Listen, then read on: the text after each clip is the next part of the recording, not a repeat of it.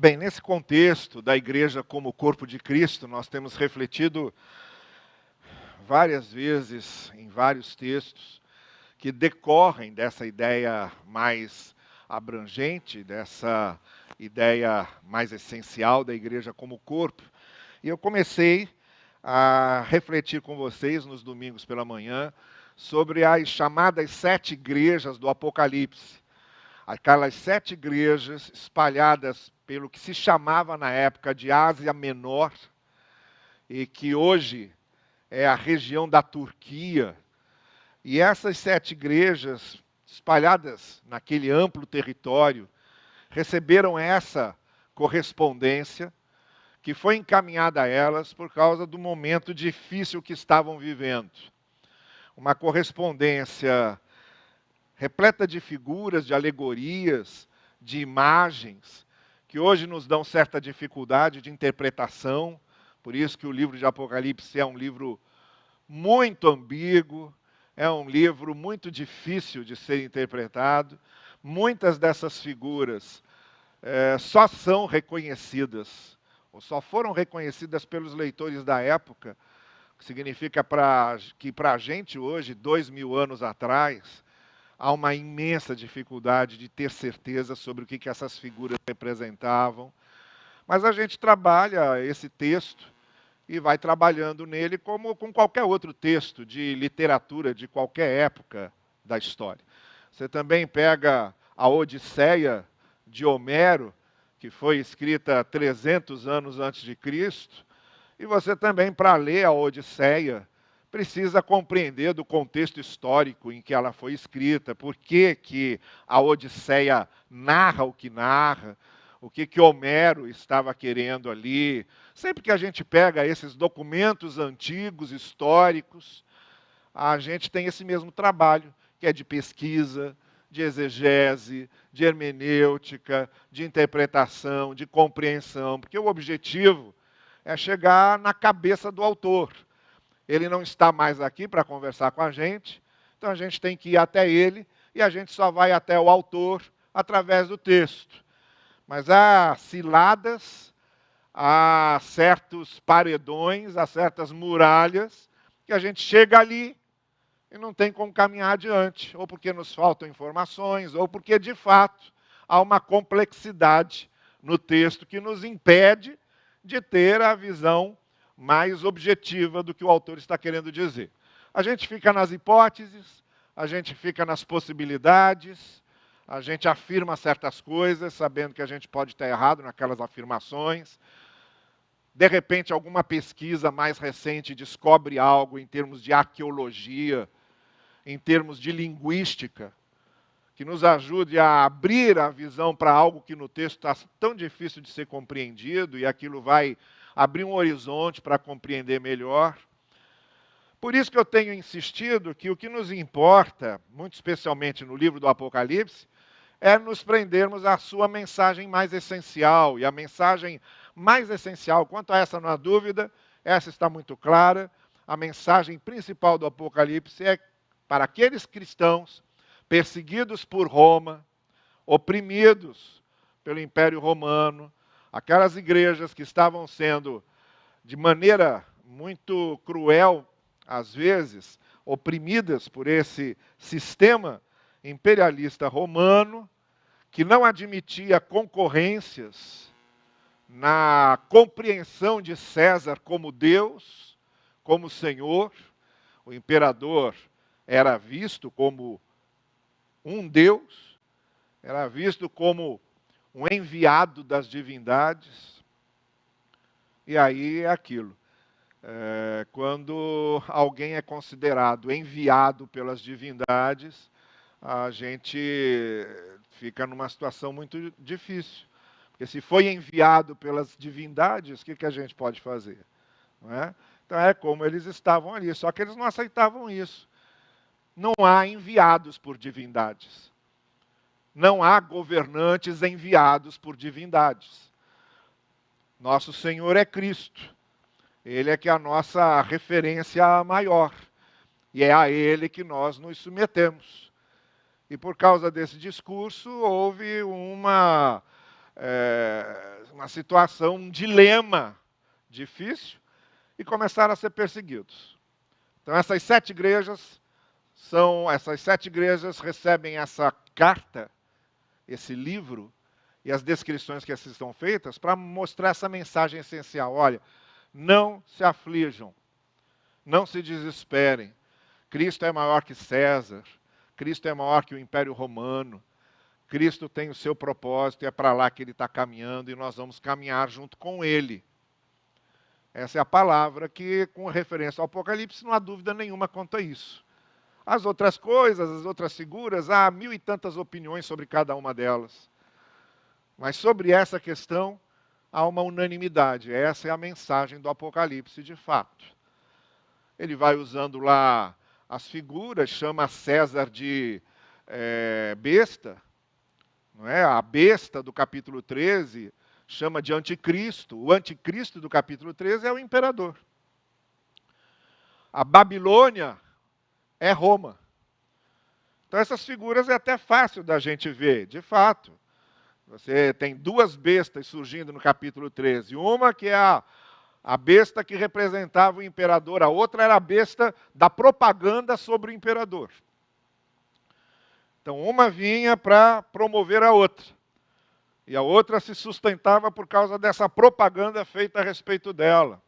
Então não era só César, era todo o sistema, toda a estrutura que mantinha aquela mensagem, aquele império, aquela opressão. Então tudo isso estava sendo questionado pelos autores do Apocalipse.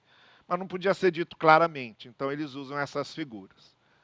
Mas a mensagem de Cristo como o grande, vitorioso acima de todas as coisas, ela é muito clara. Essa mensagem é que está por trás de cada uma dessas cartas. A gente fez referência à carta de Éfeso, no domingo passado, sobre a verdadeira motivação para as nossas ações, no que se refere a serviço que prestamos a Deus, no que se refere àquilo que fazemos para o outro. E agora a gente vai ver Esmirna, que é uma segunda igreja, uma segunda cidade naquela região, e que recebe a seguinte carta, que está no capítulo 2, no verso 8. A segunda carta das 7. Ao anjo da igreja em Esmirna, escreva: estas são as palavras daquele que é o primeiro e o último, que morreu e tornou a viver. Conheço as suas aflições e a sua pobreza, mas você é rico. Conheço as blasfêmias dos que se dizem judeus, mas não são, sendo antes sinagoga de Satanás. Não tenha medo do que você está prestes a sofrer. O diabo lançará alguns de vocês na prisão para prová-los, e vocês sofrerão perseguição durante 10 dias. Seja fiel até a morte, e eu lhe darei a coroa da vida. Aquele que tem ouvidos, ouça o que o Espírito diz às igrejas. O vencedor, de modo algum, sofrerá a segunda morte. Assim, de relance, há algumas expressões que são muito claras aqui. Por exemplo, quando ele fala do primeiro e o último, na verdade, a expressão é o alfa e o ômega. São as 2 letras do alfabeto grego. A primeira, o alfa, e a última, o ômega. Seria como se ele estivesse dizendo: eu sou o A e o Z. Eu estou do começo até o fim, por isso que é traduzido aqui: eu sou o primeiro e o último. Eu sou aquele que dá coerência a tudo, que dá ligação a tudo, que estabelece o elo de tudo. Então essa é uma maneira de falar da presença sempre permanente de Cristo. Então é uma mensagem de consolação. Com vocês está aquele que é o A e o Z, que dá ligação, que dá coerência a todas as coisas, que forma todas as coisas, que morreu e tornou a viver, falando da ressurreição. Outra coisa que a gente vê aqui, sinagoga de Satanás, alguns judeus que dizem que são judeus, mas não são sinagoga de Satanás. Provavelmente se referia a esses grupos que perseguiam os cristãos para defender as tradições judaicas, como o próprio Cristo. O próprio Cristo foi primeiro levado ao Sinédrio e julgado entre as autoridades judaicas, porque ele era um herege, porque ele estava traindo a ortodoxia judaica, porque ele estava traindo as doutrinas judaicas, a verdade de Deus, a verdade da lei. Um traidor da lei, um traidor de Moisés, um traidor da verdade da palavra. Essas acusações todas contra Jesus como um grande traidor da verdade. E ele mesmo foi vítima desse tipo de perseguição. Os judeus começaram, a gente sabe, foram os primeiros que começaram a perseguir os cristãos, por acharem que a mensagem de Jesus como Filho de Deus era um insulto aos ensinos da doutrina judaica. E aí o autor está dizendo, olha, eles na verdade não estão compreendendo, então estão sendo usados pelo mal para perseguirem vocês, mesmo em nome de Deus. O que mais acontece? O que mais acontece é o mal usar em nome de Deus, que é fácil. É muito fácil, você usa o nome de Deus, e em nome de Deus você faz o que você quiser, e aí em nome de Deus é capaz de fazer as maiores crueldades. Então, usar o nome de Deus para justificar certas coisas, isso sim é uma blasfêmia, como ele diz aqui. Isso é tomar o nome de Deus em vão. E como Deus não costuma aparecer para se defender, as pessoas vão usando o nome dele e dizendo as maiores barbaridades, em nome dele, em nome do Evangelho, em nome dos evangélicos, seja o que for. E aí o que ele está dizendo, mas não se constranjam. Não se constranjam. Na verdade, eles são sinagoga de Satanás. Eles são justamente a mensagem contrária, a mensagem antagônica. Então permaneçam aí firmes quanto a isso. Quando ele fala sobre a coroa da vida, não é exatamente coroa do rei, mas é a coroa do vencedor. Aquela coroa que nos jogos da época, os vencedores recebiam ali aquela coroa de folhas, que o distinguia como um vencedor. É dessa coroa que ele está falando. A segunda morte também é uma coisa óbvia, né? A pessoa está sendo presa, vai ser morta. O Império Romano matava muito jogando aos leões, por exemplo. Se tornou uma diversão, inclusive. Enchiam-se os estádios para ver as pessoas lutando com os leões e sendo devoradas pelos leões. Mas seja que penalidade fosse imposta, o que ele está aqui confortando, olha, se vocês morrerem por causa da sua fé, vocês vão sofrer essa primeira morte, mas não sofrerão a segunda.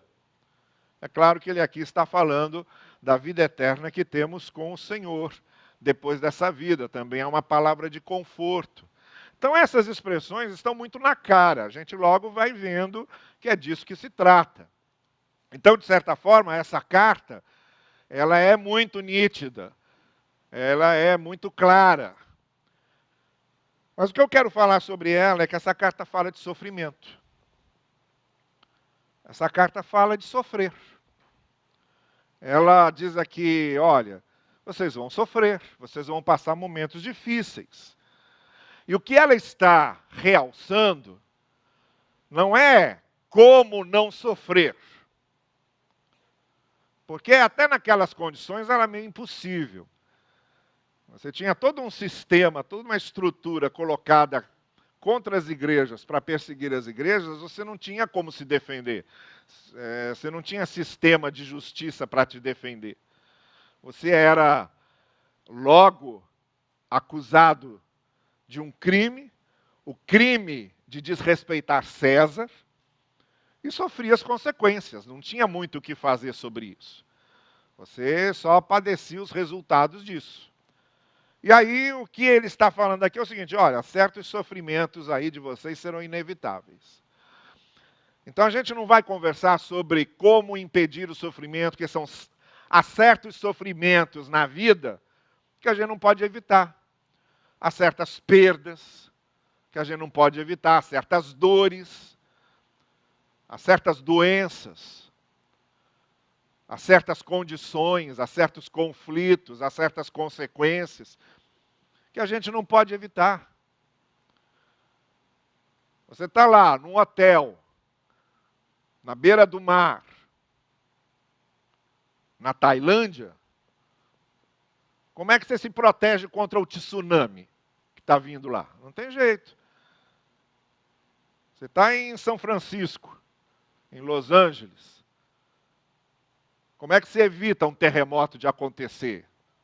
Não tem jeito. Acontece. Você está na beira de um vulcão, uma cidade ali, na beira de um vulcão. O vulcão entra em erupção. Como é que você impede isso de acontecer? Não tem jeito. E por aí vai uma série de outras coisas. Quantas doenças a gente não tem como evitar? Não é? O Philip Roth é um autor norte-americano que, escrevendo sobre Kafka, que é um autor que ele gosta muito, ele está falando sobre um conto de Kafka. Kafka falava muito sobre essas angústias humanas. E falava isso com muitas figuras de linguagem. E nesse conto, há um animal que, para se proteger dos perigos, começa a cavar um buraco e vai cavando e entrando na terra. O instinto de autopreservação dele era esse, cavar e entrar na terra para se proteger dos predadores. E aí ele vai cavando, e quanto mais fundo, mais seguro ele vai se sentindo. Quanto mais fundo na terra, mais seguro ele se sente. Até que chega um momento que ele para de cavar e começa a ouvir que tem alguém cavando de mais para baixo ainda para cima, vindo na direção dele. E aí o conto termina assim. Cada um aplique como quiser. Mas o que eu vejo nesse conto, quando eu leio, é que às vezes a gente cria uma estrutura enorme para se proteger de uma série de coisas e acha que ali está seguro, e é justamente dali onde a gente acha que está seguro que vem a grande ameaça. Não é? Então é aquela história. O camarada vai no médico todo mês, faz todos os exames, tudo certinho, ele cuida da saúde dele, não come pizza, não come picanha, não toma Coca-Cola, faz tudo isso. Guarda a sua saúde, está perfeito, está ali protegido, e ele, aqui ninguém me pega. Né? E aí, um avião que saiu lá do aeroporto, perdeu o controle, cai em cima da casa dele. Claro que se ele soubesse disso, ele teria comido muito mais pizza antes desse dia chegar, mas a gente não sabe. Não é? Tá aí, tá cavando, acha que está ali seguro, e às vezes é justamente vem uma ameaça que a gente não pode imaginar de onde vem. Então há sofrimentos que não tem. A gente vai ter que encarar, vai ter que enfrentar. Mas o que eu queria falar hoje, e vou falar bem objetivamente, são 3 coisas aqui que ele trata com seus leitores sobre, já que a gente não pode impedir certos sofrimentos, como é que a gente sofre? Como é que a gente lida com isso? Então ele diz 3 coisas aqui que são importantíssimas nesse processo e que são muito preciosas nesse processo. Você percebeu que repete aqui 2 vezes, pelo menos, o verbo na primeira pessoa do presente, conheço. Não é? A palavra é a igreja. O primeiro e o último, o alfa e ômega, o A, a Z, está falando a igreja. E ele está dizendo, eu conheço. Conheço as suas dores. Conheço as suas aflições. Eu conheço. Então, quando a gente está passando por um sofrimento, por uma angústia, por uma aflição muito grande, a primeira coisa que a gente tem que lembrar é que Deus não está alheio.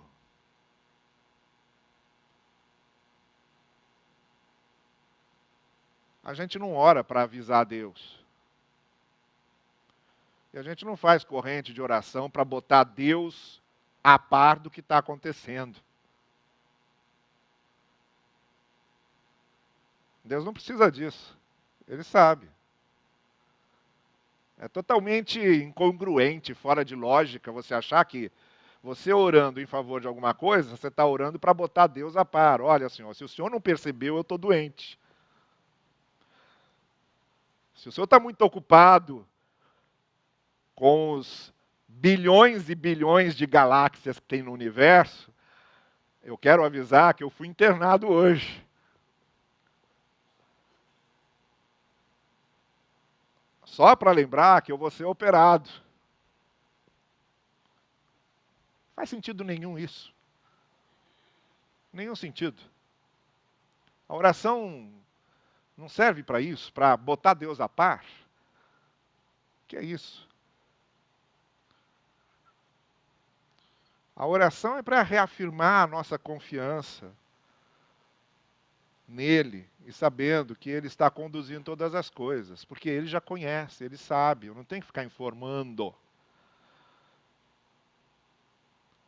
O que eu preciso é simplesmente expressar minha confiança de que o que eu tiver que atravessar, o que eu tiver que passar, eu sei que ele estará comigo porque ele conhece. Então talvez a minha oração não precise nem de palavras. Não precise nem de palavras. Às vezes, sem palavras, o meu coração diz muito mais do que eu poderia dizer com palavras. Porque ele conhece. Ele sabe. Então essa é uma palavra de conforto. O autor está dizendo aqui, fiquem tranquilos, não saiu do controle. Ele sabe. Ele sabe. Ele conhece as dores, a dimensão das dores, o que isso está provocando dentro de você, o que isso significa para você, de que maneira isso que você está passando atinge você, ele sabe. Conheço as suas dores. Não estou alheio, não estou desinformado, não preciso ligar o rádio na hora do Brasil para saber o que está acontecendo. Eu sei, eu conheço. Então, a nossa primeira postura diante de um sofrimento, a primeira coisa é abrir mão dessas infantilidades, dessas imaturidades de fé e de não esquecermos. Espera lá. Deus está sabendo. E isso me conforta. E eu confio que Ele sabe, e confio que Ele está acompanhando. E vou atravessar aquilo da maneira que eu tiver de atravessar, mas com uma certeza, Ele está comigo. Se isso aqui não tiver solução, Ele vai trabalhar com o meu coração para isso. Se isso aqui for por um caminho que eu não estou esperando que vá, Ele também vai me preparar para isso. Mas seja o que for, Ele está comigo. Ele está comigo. Conheço as suas dores. Não esqueça disso, diz ele para Esmirna. A segunda palavra, bastante sugestiva, é, olha, eu conheço a sua pobreza, mas você é rico. Naquele momento, não era hora de ter nada, não conseguiam ter nada. Na hora da perseguição, é difícil ter as coisas. Então eram pessoas que viviam fugindo. Viviam alertas ali, será que fomos denunciados? Será que vem alguém pegar a gente? Será que tem um delator entre a gente que vai dizer onde é que a gente está cultuando, está se reunindo? Vivia com o nervo à flor da pele, com os nervos à flor da pele ali, prestando atenção, cuidando, não tinha como ter as coisas. Então era uma igreja que vivia nessa condição. Mas aí ele vai dizer, olha, você é rico. E é aqui que nós chegamos num ponto que essa reação diante do sofrimento também é muito importante, como a primeira. De saber que Deus conhece o que está acontecendo, essa reação de sabermos que por mais que percamos coisas, que por mais prejuízos que tivermos, há coisas que são realmente valiosas, preciosas, que nós não perdemos nunca. Então, quando ele diz, olha, eu sei as suas dores, eu sei que vocês perderam um monte de coisa, mas tem coisas que vocês não vão perder nunca. O caráter de vocês não perdem. A paz interior que vocês têm, vocês não perdem.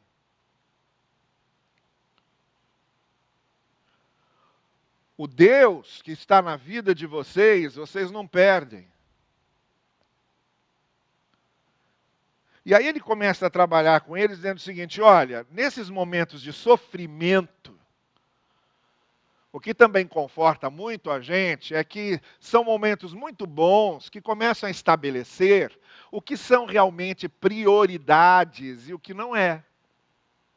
Ah, quantas histórias a gente conhece de gente que esteve às portas da morte e quando volta com uma outra visão de vida. De repente cai em si e percebe, meu Deus, tanta coisa. Eu dava minha atenção a tanta coisa fútil, tanta coisa supérflua. E de repente essa experiência de muita dor, muito sofrimento, quase morte, ou seja lá o que for, me abriu os olhos para as coisas que são realmente relevantes, importantes, prioritárias na vida. É esse sentimento que o autor está dizendo à igreja de Esmirna, olha, momentos de sofrimento servem também para nos mostrar o que de fato é importante. Pelo que de fato vale a pena lutar. A que de fato vale a pena se entregar, se envolver. Você é rico. Comece a prestar atenção nessas coisas que têm muito mais valor do que outras tantas que você pode estar perdendo. Esse momento é o momento em que nossos olhos se abrem e nos dão uma outra interpretação de vida e das coisas da vida. E nos torna mais humanos, mais sensíveis, mais voltados para valores que são realmente valores. E a terceira coisa que ele diz, é um apelo, seja fiel. Saber que Deus conhece conforta muito. Saber que nós descobrimos valores, que são realmente valores na vida, também conforta muito. E nos conforta muito especialmente sabermos que apesar do sofrimento, da dor, das coisas que não entendemos e não compreendemos bem, o nosso compromisso com o Senhor permanece, a nossa fidelidade a Ele permanece, e descobrimos uma coisa que Jó descobriu nos seus embates com os seus sofrimentos. Ele era capaz, sim, de permanecer fiel a Deus, apesar de tudo que ele estava passando. E é esse apelo que é feito aqui. A fidelidade a Deus, o compromisso com o reino, tudo isso é muito fácil quando está tudo bem. Quando as coisas estão no nosso controle, quando sai tudo do jeito que a gente quer, quando acontece do jeito que a gente planeja. O difícil é manter a fidelidade a Deus, a sua palavra, ao seu reino, quando as coisas fogem do nosso controle. E aí já não acontece mais o que a gente queria. A gente percebe que há coisas que fogem completamente da maneira como planejamos ou sonhamos. E nesses momentos, importa muito que os nossos corações permaneçam fiéis.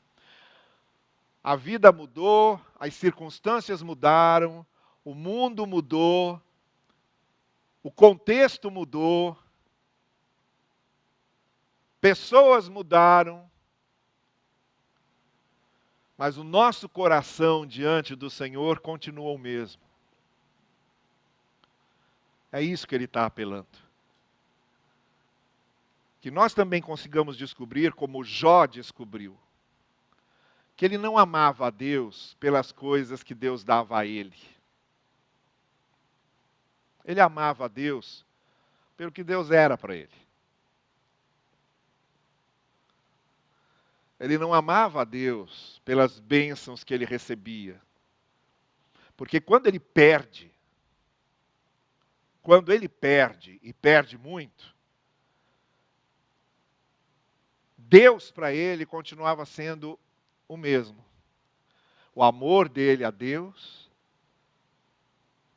o apego dele a Deus, continuava sendo o mesmo, porque Deus não era um objeto, não era um veículo pelo qual ele alcançava as coisas que ele queria. Deus não era a loteria dele. Deus não era a varinha de condão dele. Deus não era a fada madrinha dele. Deus era Deus. E ele não amava a Deus pelas bênçãos que tinha de Deus. Ele amava a Deus pelo que Deus era. Porque Deus era Deus da sua vida. Isso é fidelidade.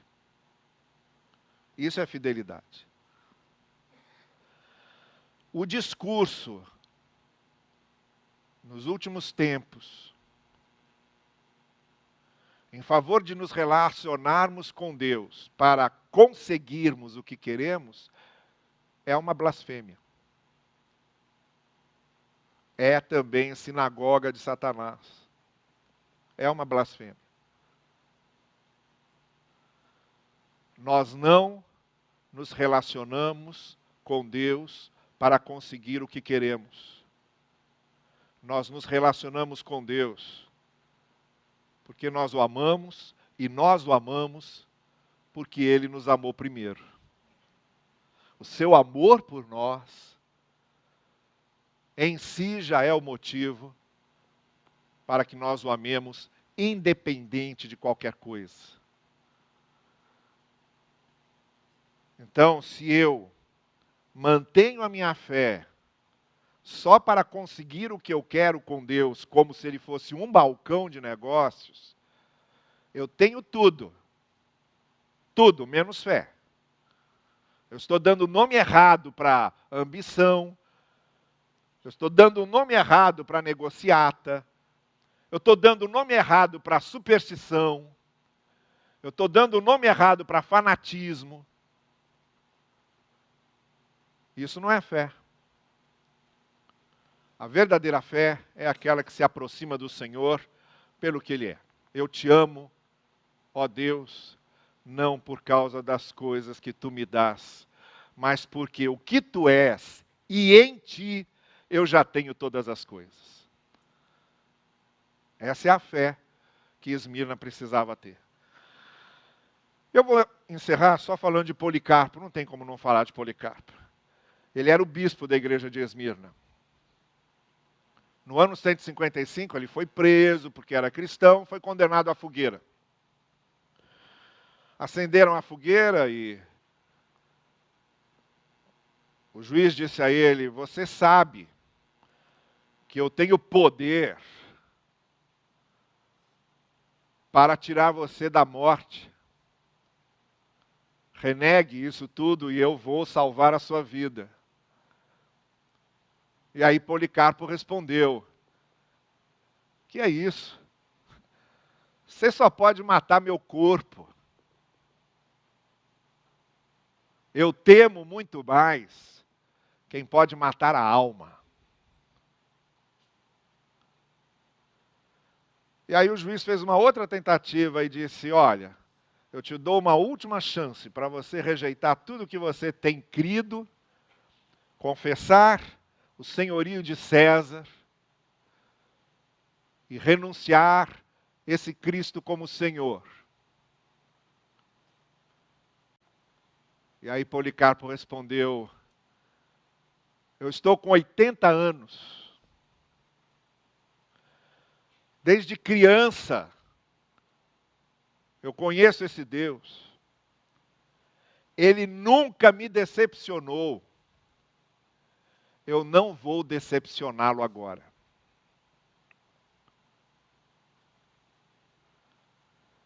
Dizer essas coisas sentado num banco, com ar-condicionado, com cristãos e cristãos em volta, seria muito fácil. Dizer essas coisas diante da fogueira que está ardendo e sabendo que vão lançar você lá dentro, não. Quem diz isso é só quem realmente é fiel ao Senhor. E que o Senhor nos torne fiéis desse jeito, que Ele assim nos abençoe. Amém.